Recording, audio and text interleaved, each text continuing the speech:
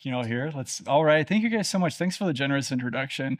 And it's so good to be here among friends who have been so influential in my journey to be meeting new thinkers in this project that is emerging in front of us. And I want to, now that we've been hypnotized, I want to shift gears and enchant us.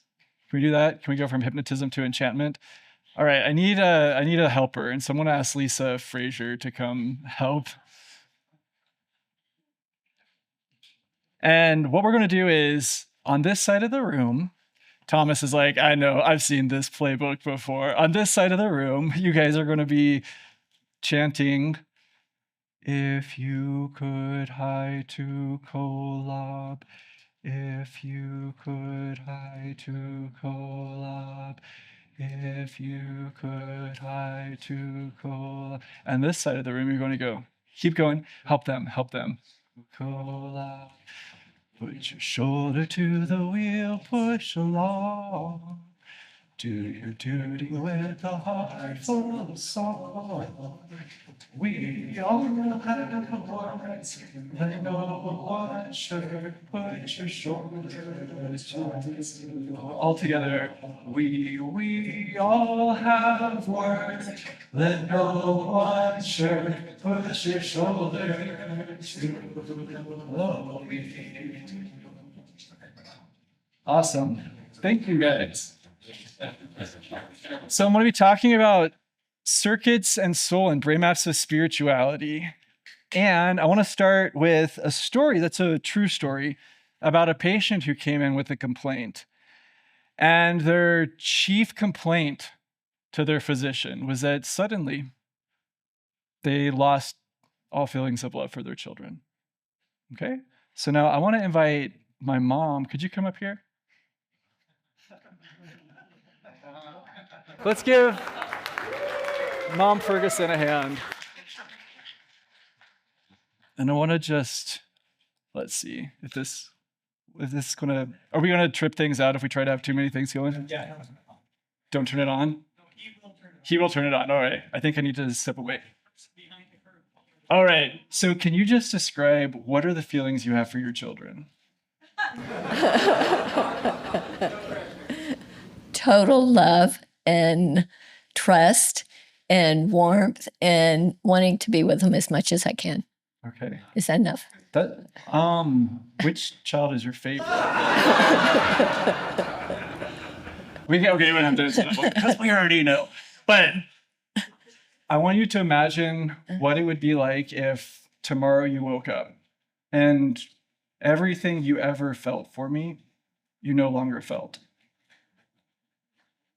How would that change your life? I would be lost. It would be really hard to not have you in my life. So imagine this. Thank you. Okay, so that this is the symptom that you have. So the patient in this situation received a brain scan, and the neurologist identified a brain lesion that was specifically and directly on their periaqueductal gray. When we have a situation like this, we have really strong causal inferences that there was some kind of sudden onset change. We're able to see there's a very clear and specific organic cause for changes in cognition and affect and behavior. And so we can make the inference that this event in the brain led to these profound changes in this mother's experience of her children. One of the reasons why this case especially stood out to me is because this area in the brainstem is the same area that we had just reported on for spirituality. Hold that thought because we're going to come back to it.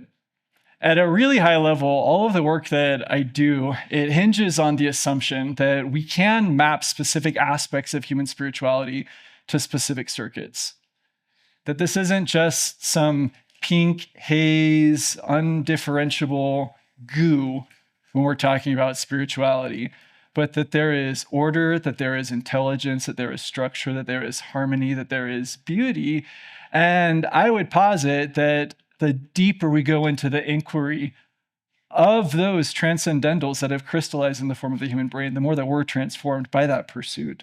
We heard a little bit about that from Michael M. with the way that the brain itself has even inspired how we're thinking about intelligence and instantiating that in silico.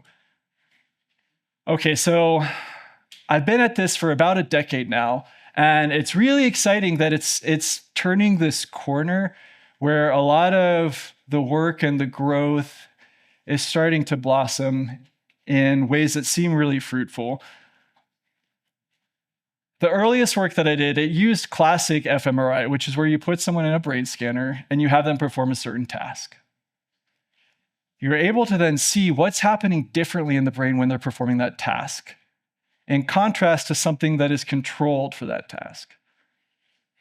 In this situation, we had individuals reading the Book of Mormon, and they pressed a button when they were feeling the Spirit. And these, I should say, this context is important. These were all returned missionaries. So these are volunteers who were highly religiously motivated. And what we saw was that, well, spiritually rewarding emotion activates reward systems in the brain. And that was really, really exciting. We were thrilled about this, but I do want to emphasize that the biggest take home was just the fact that it worked at all. That you could take ordinary people, you could have them read scripture, pray, and tell you when they're having some kind of a spiritual experience. And then you can physically see they're not confabulating. Their brain is acting in specific, predictable ways in conjunction with this experience that they're having. So my personal journey through spirituality and religion was through the Church of Jesus Christ of Latter-day Saints. Served a mission in Arizona and was able to connect in wonderful ways with a variety of cultures, traditions, beliefs there. Jokingly, I say that after my mission, I developed a taste for coffee and for the Virgin Mary, and that those two things complicated my relationship with the LDS Church. And so I spend a lot of time now with Catholic nuns, especially Carmelite nuns. 6 years ago, I was received into the Roman Catholic Church, which is a whole thing that we can talk about if you want to. But my academic relationship with spirituality is similarly complicated in the sense that I've got footholds in multiple magisteria. One of them is at Harvard Medical School, where I work as an instructor in neurology and I direct research on neurospirituality. Then I am a past lecturer in neurospirituality at Harvard Divinity School and former research associate at the Center for the Study of World Religions. And so this has been a unique opportunity to integrate across disciplines that in modern history have often found themselves antagonistic with each other. Neurospirituality, then, most simply put, it's the study of human spirituality using neuroscience tools and methods. And some of the most thrilling experiences so far in my academic career have been in this intersection, trying to fit the pieces together. For example, we were able to have a wonderful semester of directed readings where we looked at the writings of Teresa of Avila. So Western mystic, she's called the Doctor of Prayer in the Catholic tradition. And in parallel, looked at some of her symptomatology. So she's talking about her ringing in the ears, her migraines, her dizziness, her seizures. Well, these are all things that we have brain circuit maps for. So we can then take the brain circuit maps corresponding to what we in our vernacular would call neurological symptoms. And we can start to infer these might have been the unique signatures in Teresa of Avila's brain. This was an experience where we had cloistered Carmelite nuns who participated in this. And so we had to do it over Zoom since they live in their religious house behind a grate. And a few of the axioms that we came up with are that 1, the universe has a God, 2, that the body has a soul, and that 3, the transcendent is the within. Basically, we realized that if we were actually going to do this project of neurospirituality and to do it well, we had to invent a new scientific frame. So, in addition to that, We decided that, Cartesian dualism, no. We want Theresian tripleism. So in ontology, where you have the supernatural, the paranatural, and the natural that are each respected as independent and non-reducible to each other. Okay. Theresian neuroscience aside for now. More broadly, we've got these central questions of what is spirituality and why does it matter? And I would put to you that spirituality is the heart of religion in a similar way that beauty can be thought of as the heart of art, or that truth can be thought of as the heart of science. Let me really quickly here just do oh, there's my time right there. Okay, I'm good. I was starting to feel that like rush. I need to talk faster, but no, we're gonna pull a TJM right here, or TWM. Sorry, I was thinking Joseph Wortham. Okay, breathe. Okay, religion was a key innovation in human evolution, and it's been speculated that this may not just be a key innovation in cultural evolution, but actually a key innovation in biological evolution. When we look at just the time spans in which our cerebral cortex really started to mushroom out and the ways that we were starting to abstract and create concepts of infinity, you can imagine ways in which then you couple that type of abstraction with some of the affective kin instincts that we're developing in our mammalian systems. And again, we're doing some imaginative work here, but creating a paradigm where there was some kind of a fusion between kin instincts and between the ability to abstract toward infinity, and what that might have created in terms of the spark of an idea of infinite love. Religion continues to be a key factor shaping geopolitics and will be for the foreseeable future. And so one of the arguments that I make is that even if you as an individual don't personally care about religion, a lot of people do. This is such a deep and rich part of the human experience that in and of itself makes it worthy of trying to understand neuroscientifically. One of the psychological constructs of interest that we've explored is called spiritual acceptance. You can think of spiritual acceptance as the opposite of pure rational materialism. So pure rational materialism would be where you're really committed to the idea that the only things that exist are the things that you can physically sense and that you can logically demonstrate. Okay, so that's one extreme position. Extreme spiritual acceptance would be one where, in an undiscerning way, you're just putting into your schema any type of magical ideation or any type of unusual concept. So it's definitely not a situation where, one is good and one is bad. This is a spectrum, and we're looking at what are the features at different points along that spectrum.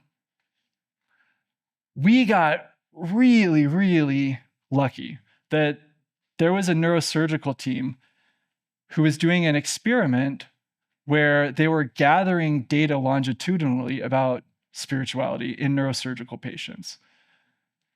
What that means is that we had this rare opportunity to look at how physically removing a part of someone's brain changes their spirituality over time. There were 88 patients. They all had their neurosurgeries planned. Most of them, it was because there was some tumor growth, and so they had to have the tumor physically removed. When you do that, though, there is some degree of functional tissue that gets removed. And so it means that there is an area that did have some functional activity that now we know has been knocked out. And so those are represented here by these red traces. Those are the areas that the surgeon removed. What I do then is I take the wiring diagram of the brain, which is called the connectome, and I look at what are all the areas that the lesion was talking to. All the areas in warm colors here, those are the spots where if the lesion was talking, the warm color areas were listening and talking back. This allows us then to do an estimate of the areas that predict the most change in spirituality based on their connectivity with a brain lesion.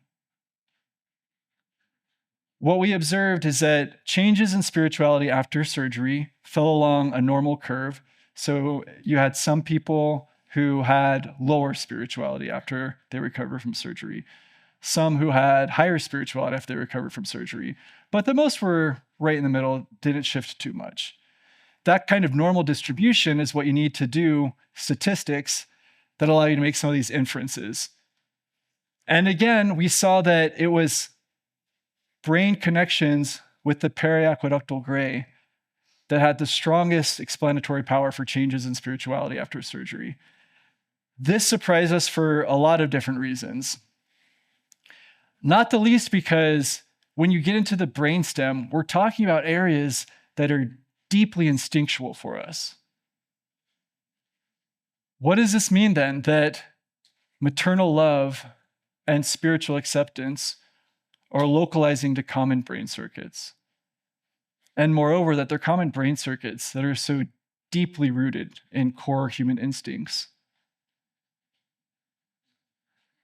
One more thing to know about this study is that we also looked at the brain circuit patterns for different neurological and psychiatric symptoms. And we're able to do a pattern match screen. What that means is we take our brain circuit pattern for spirituality, and then we screen it against this library of brain circuits that are associated with different clinical symptoms.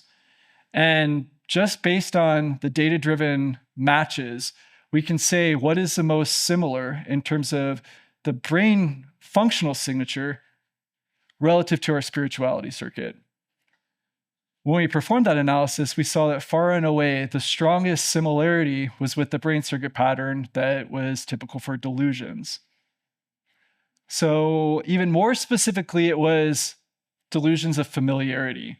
And delusions of familiarity are delusions in which you have a false sense of connection with someone. And so you can think of it that your familiarity signal, I put huge scare quotes around that it gets out of sync with your belief evaluation systems in the cortex.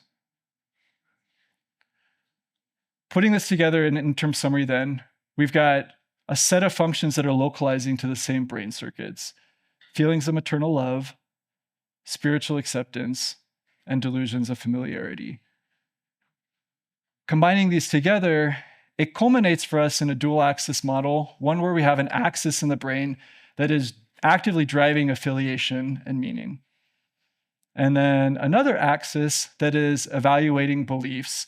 And so in this model, we would expect that the PAG, this periaqueductal gray circuitry, that it would have increased activity if you're high in spirituality or for maternal love.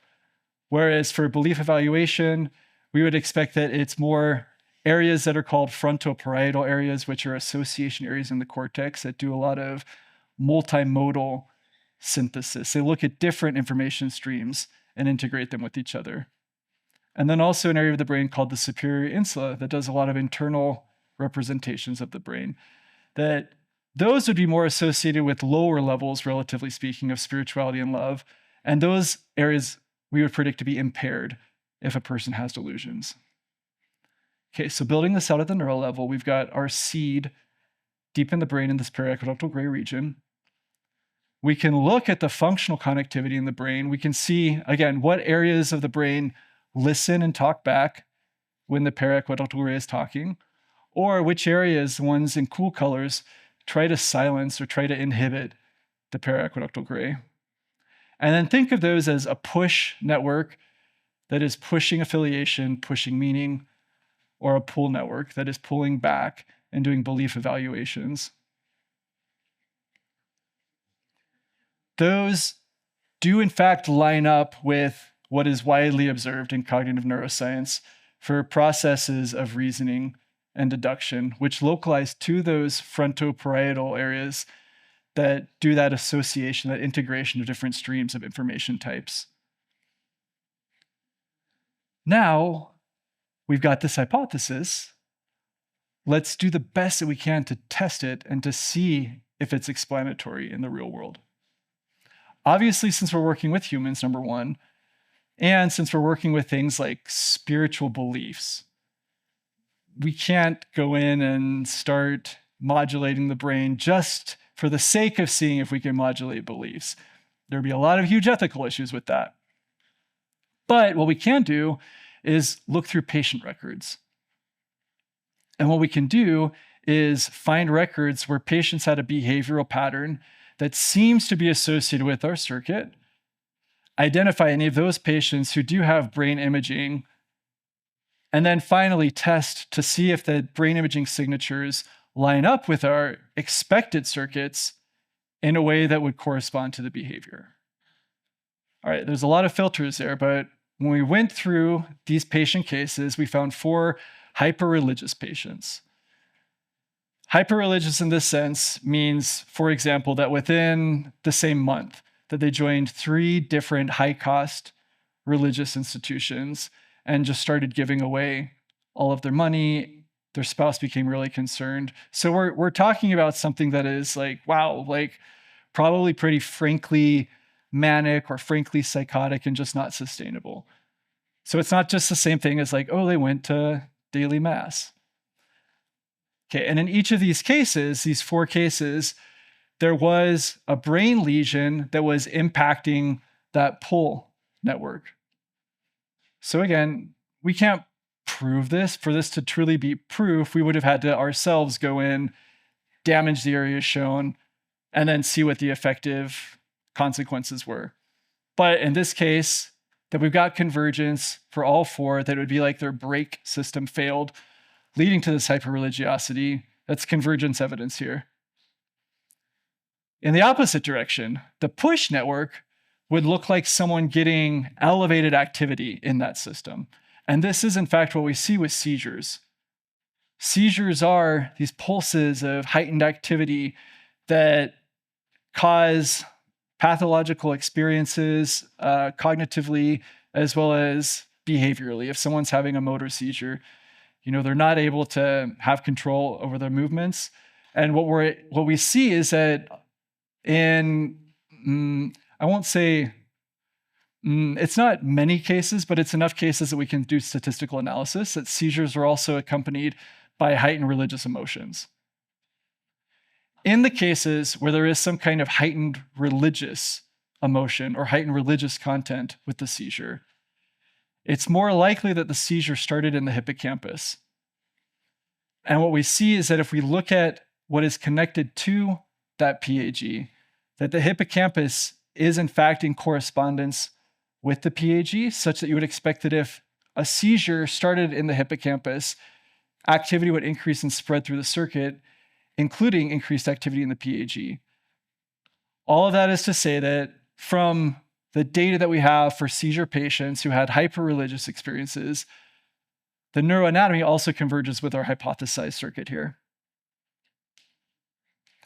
Wrapping up this particular sequence, then I want to pose a reflective question to you, that if the impulse to find meaning is built into the architecture of your brain, what does that say about the kind of world that we were built for? Or put differently, if we're wired for meaning, then what does that say about the meaning of being wired? If you're curious to read more about this paper and the discussion and implications, both for the field as well as for understanding religious psychology, then I'd encourage you to check this out from Biological Psychiatry. It's free, open source, full text access. Okay. I'm going to go a little bit more quickly through these next 2 here. One manuscript that we have in progress right now is looking at the difference between dogmatic versus mystical expressions of spirituality. For this particular study, we had 42 different questions that were related to some aspect of spirituality and religion, going everything from hyper-orthodoxy to really esoteric, unusual events. So on the orthodox side, for example, people were asked things like, if sacred scripture and science conflict, do you agree that science must always be wrong? And they would say, I highly agree, or I highly disagree. Or they would say, I've had an experience where I felt that nothing is ever really dead. People would agree or people would disagree. So then we have, for over 100 participants, we have 42 of these measures. We've got a brain network pattern then that we derived at the group level that was associated with the responses for these measures. And then what that allows us to do is to create a correlation diagram. So now we're looking at how similar is the brain signature for each of these items with the brain signature for each of the other items.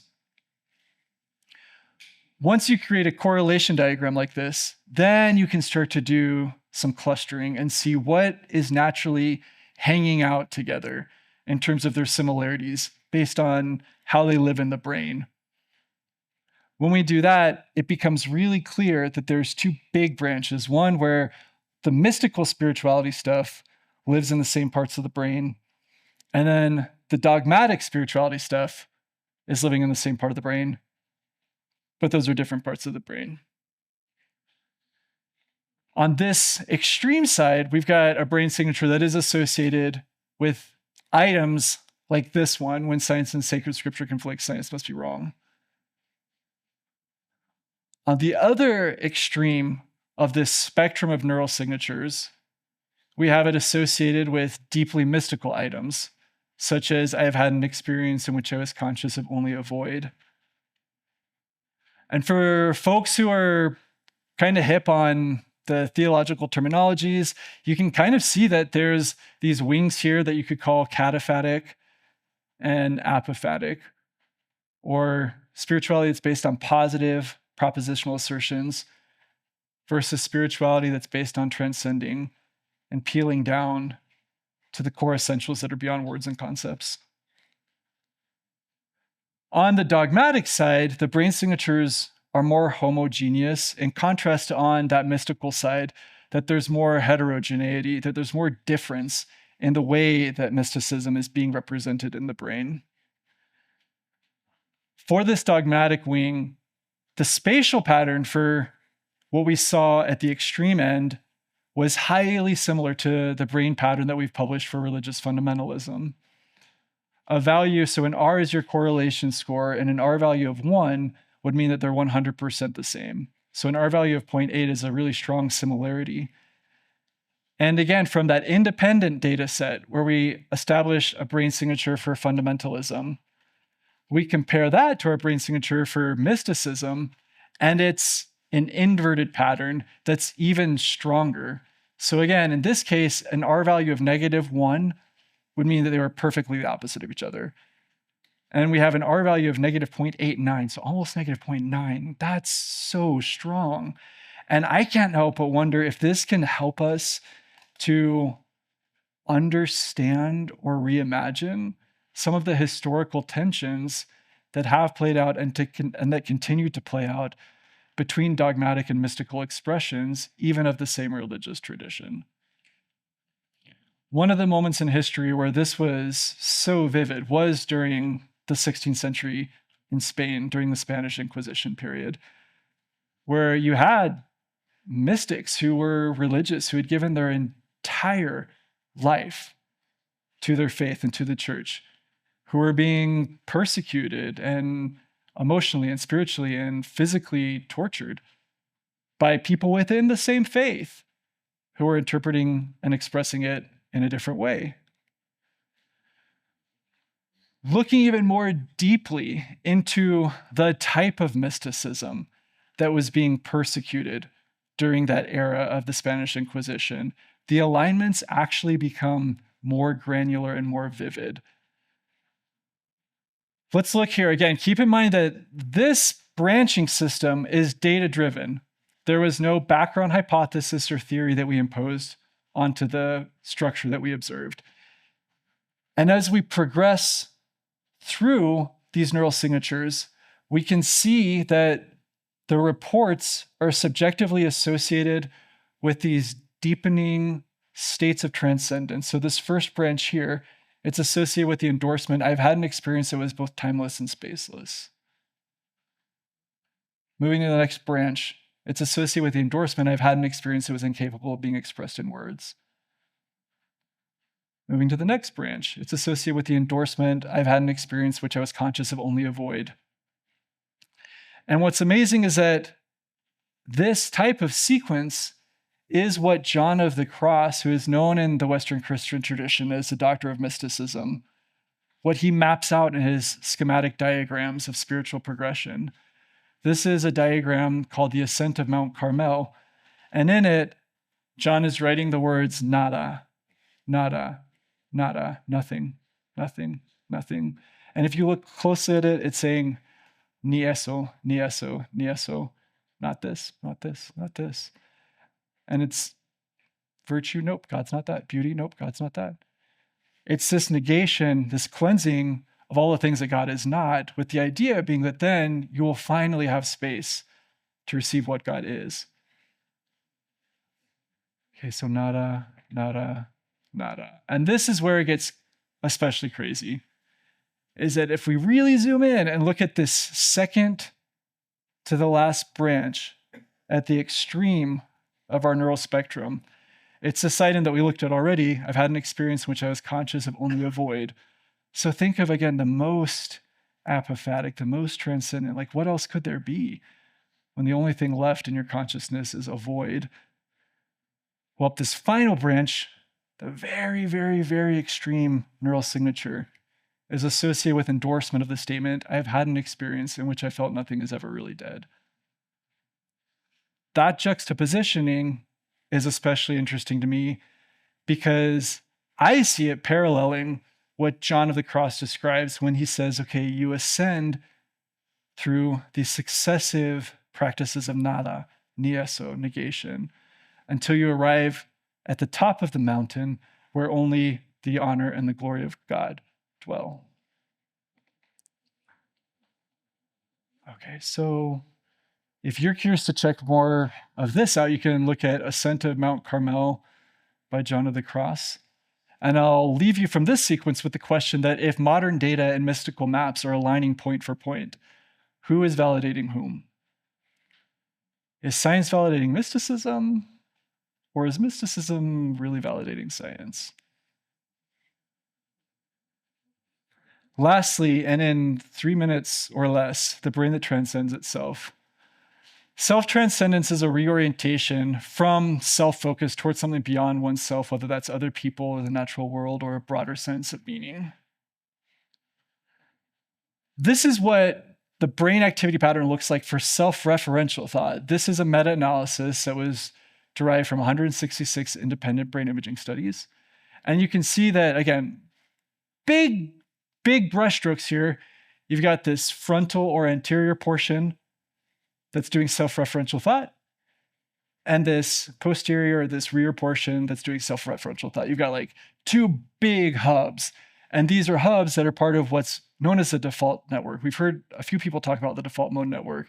It's one of the networks that starts to get decoupled when people are having psychedelics experiences. Okay, so again, really broadly speaking, everything that you say about the brain is an oversimplification. Acknowledging that, this is generally in the posterior hub of the default network where we're going to get concrete self-representations. So think about your composite somatic or body representation. Versus the anterior, this is in your prefrontal cortex. It's going to be more abstract self. So think about your values or access to emotion coding. So concrete self, abstract self. So here's what happens when self-transcendence is going on. The maps that we're deriving from our lesion patients are indicating to us that there's a quieting specifically in these posterior aspects of self-referential thought when people are having these self-transcendent experiences.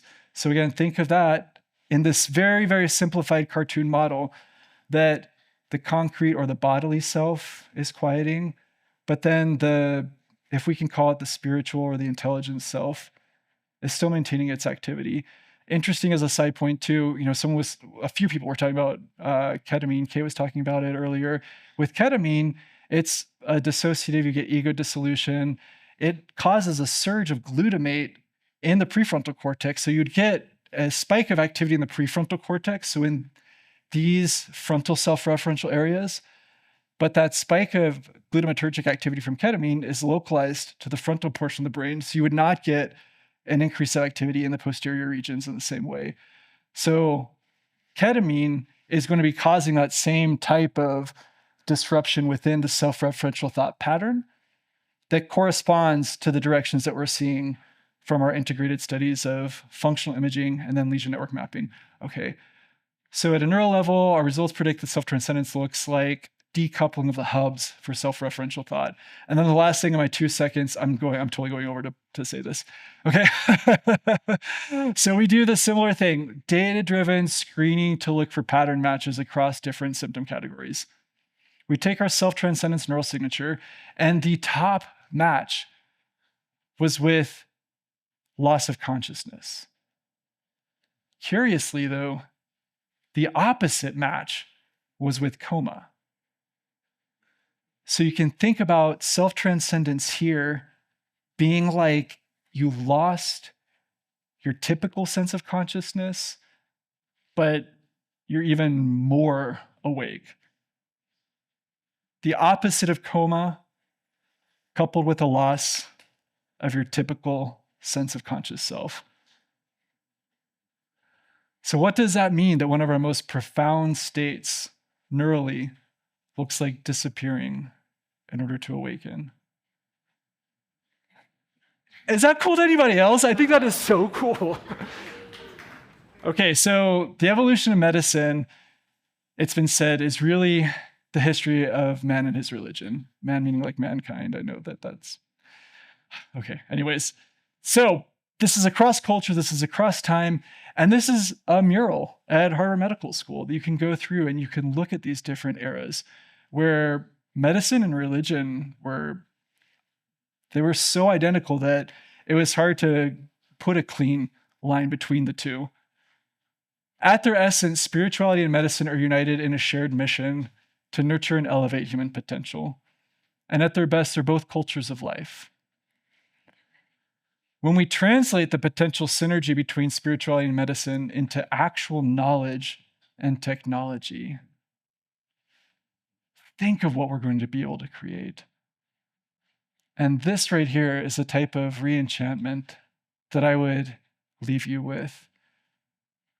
This dual highing to collab and putting our shoulder to the wheel. And so with that, I would like to thank the organizers and to thank all of you for being here, for bringing your imagination, bringing your heart, bringing your intellect, and working toward a better future for the common good. Thank you all so much.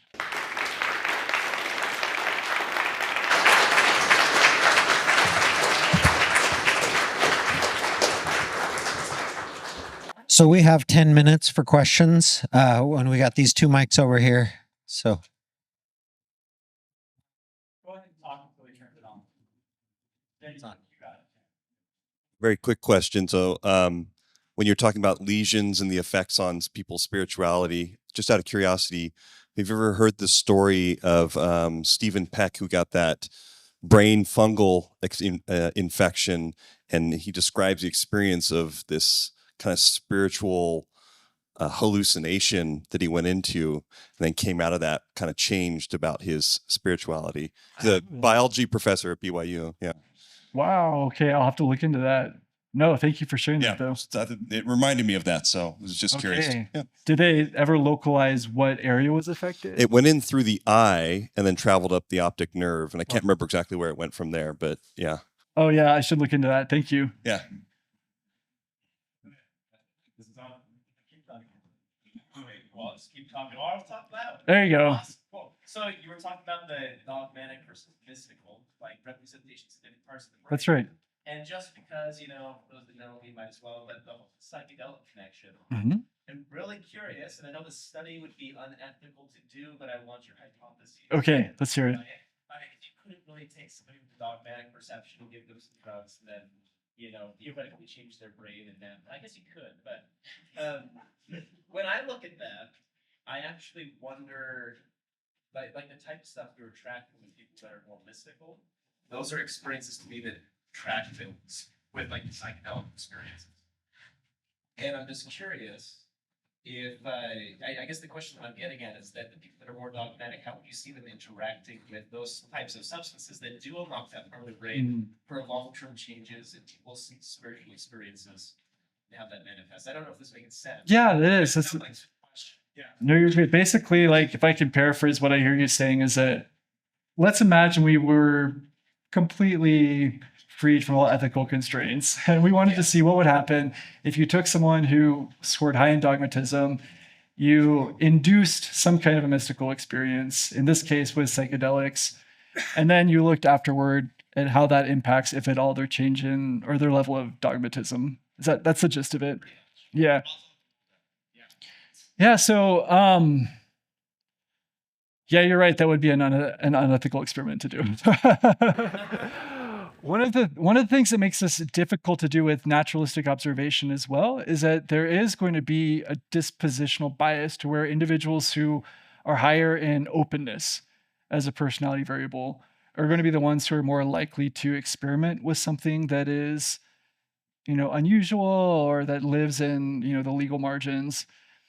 And so then mysticism already is typified by personality openness. And so it could be a thing where it's like there's a tendency that then is getting amplified, but that would be different than a disposition that's just completely getting flipped.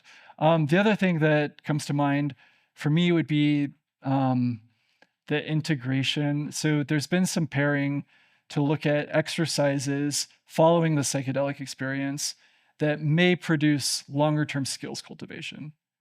So for example, let's say that you have a psilocybin experience and then afterward you do gratitude journaling, or like you really try to reinforce and to capture and to retain the beautiful or the insightful moments. That type of integration work is going to have a different effect in the long term than if someone just had an experience and then, that was it. Like it was neat, but they didn't put the same deliberate effort into the integration. So that's where my thought comes in as well in terms of lasting and durable change for an individual would be not so much even just can you induce an experience, but what would it look like to facilitate the integration of that experience into the person's like stable frame? Yeah. What I guess at the root of the question is that I feel like the dogmatic have driven the identity of religion because they are the ones that tend to be more stubborn in what they're preaching, whereas the mystical are more, as you said, like more open. Yeah. Right. And so in and of itself, their identity, their spiritual identity is less rigid, and thus they're more, I guess, flown a little bit. That's right. And you see this actually that if you look at so the TCI is called the Temperament and Character Inventory, and it's one of the personality models that we've got data on for these types of differences, and we see that the dogmatic expressions are much more associated with high perseverance. Whereas with the mystical dispositions, they're much more associated with reward dependence. So that dogmatic self-determination is going to have some stick-to-itiveness in a way that the mystical disposition doesn't naturally, that is more contingent on having the continued rewards that are encouraging behavior. So maybe the last thing that I'll say here is I think that it's helpful for us to not think of like, one is the immature one and one is the mature one, but that it's like, oh, these are different modes. These are different gears. We don't always want to be going either forward or in reverse. We want to be able to have both a forward and reverse gear. And so thinking about it as like me as an individual having the cohabitation of a mystic brain and a dogmatic brain and being able to draw on perseverance or reward depending on what my needs are. Like co-tempering, yeah. Joseph and Brigham, yeah. Okay. William James loved to talk about the different temperaments. And I have two questions, very quick. First one is the experience of beauty, also the positive experience of beauty, also has it ever been traced like the experience of your mother's love and spiritual enjoyment? And are they in the same place or are they different spots? Yeah, no, that's a great question. So the question is about beauty, and we've got actually direct data on this. We had a hypothesis that nature connectedness would help to mediate against loneliness. And so we tested a whole bunch of psychological variables, including compassion for others and self-compassion and forgiveness and sleep deprivation and time in nature and access to green space, et cetera, et cetera, et cetera. what we saw is that engagement with beauty, which that's the name of the psychometric, is engagement with beauty, that it had a strong association with compassion for others and a strong association with nature connectedness. Interestingly and surprisingly, compassion for others and self-compassion were independent. You could have extreme levels of compassion for others, and it didn't predict your level of compassion for yourself. Self-compassion, though, that one was associated with lower levels of loneliness. And so there's a lot to pull out here. Getting back to your question about beauty, though, it was pretty striking to me. This is one of those like just weird coincidences that you're like, what is happening right now with the universe and meaning making? But I was listening to a critique of judgment by Immanuel Kant because I was like, I need to be able to talk to Lincoln Cannon more intelligently. So the sequence, though, in the audiobook, Kant is talking about how if you contemplate the beauty of nature, it refines your moral character. And I was having this diagram of nature connectedness, engagement with beauty, and compassion for others, and the strong statistical relationships play out in my mind as I'm listening to Immanuel Kant reflect on that there's some natural purifying effect of contemplating the beauty of creation on human dispositions. Dostoevsky in the Brothers Karamazov goes the other way. He says, I rack my brain. The beauty of the Madonna and the whore are the same. You know, in other words, he couldn't find the moral connection necessarily with what his experience of beauty. So that there's more to be done there. But here's my big question. You were on it, I think, a few minutes ago. There seems to be a hierarchical idea of we have found the ultimate. Right? Yeah. So the true truth Yeah. is this void or this oneness or the Eastern way.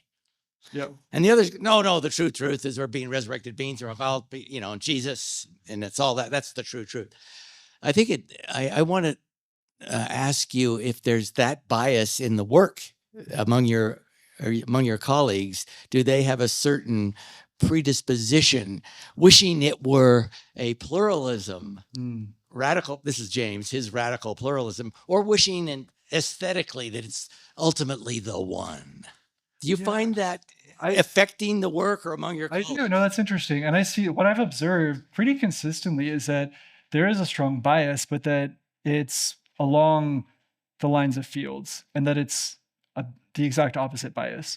So within, let's say, like the natural sciences, the bias that I observe is the desire for there to be this universal perennialism, that there is something that's just inherent that continues bubbling up in human experience independent of culture and time. Whereas, again, speaking really big generalizations, that I perceive and bump into within the humanities side of spirituality studies, that the bias is for it to be particularism, that it's like, no, there's no unifying grand narrative. And if there is, like, that's proof of your patriarchal imperialist tendencies, and that it's all just constructed power games. So those would be the two sets of biases. I do see those biases, and I see them along lines of natural sciences versus humanities. Okay. Okay. I just have two questions. One is, and I'll just give them both. One is, what are you going to be investigating next, or what are like in progress studies or projects you're working on? And then two, what findings were you most surprised by in your studies? So, cool. I'm going to answer because they're the same answer to both questions. So one of the things that we're studying right now is rosary prayer. And the rosary is the coolest cognitive neuroscience research paradigm. And let me explain why to you. So you've got complex behaviors that are happening where a person is working rosary beads or saying this scripted speech pattern, and they can be doing the exact same outward performance, but have one of 4 different internal intentions. So within the rosary, you can have a sorrowful set of mysteries that you're meditating on, or a joyful set of mysteries, or a glorious or a luminous. So there's like 4 different sets of mysteries. But you're not saying any different words. You're not doing any different behavior. I mean, it is the perfect controlled experiment. The only thing that's different is the spiritual intention that the person is bringing into their prayer practice. And so to be able to have that level of behavioral control and then to still detect any neural differences starts to become a really meaningful cognitive neuroscience set of research questions and paradigms. Okay, so we've done preliminary data collection, doing cardiophysiological and neurophysiological data collection for Rosary Prayer in just a small number of participants, just 4 participants. What we saw in these 4 participants was such a strong effect that we know that what we saw really happened. What we saw is that when they started doing Rosary Prayer, that their brain and their heart started to decouple from each other. Usually there's a certain amount of baseline functional synchronization between the brain and the heart. I thought that when they went into deeper states for their prayer practice, that we would see an increase in the synchronization between the brain and the heart. The deeper that they went, the more decoupled they became. But here's what was interesting. When they finished the Rosary prayers, the brain and the heart came back together, and their level of synchronization was higher than it was before the prayer. So we're like, oh, this is kind of writing itself. It's like, Rosary frees the heart. That we definitely saw that happen in these 4 people, but we can't generalize it. We don't have a large enough sample size to say we know for sure, or we don't know for sure, that we infer with strong confidence that this would be observed across adepts of the prayer. Or was this just like, oh, these 4 people, this was a fluke. We definitely saw it, but we only saw it in them and it wouldn't generalize. That's where we need to do more work. Cool. Thank you guys so much. This is wonderful.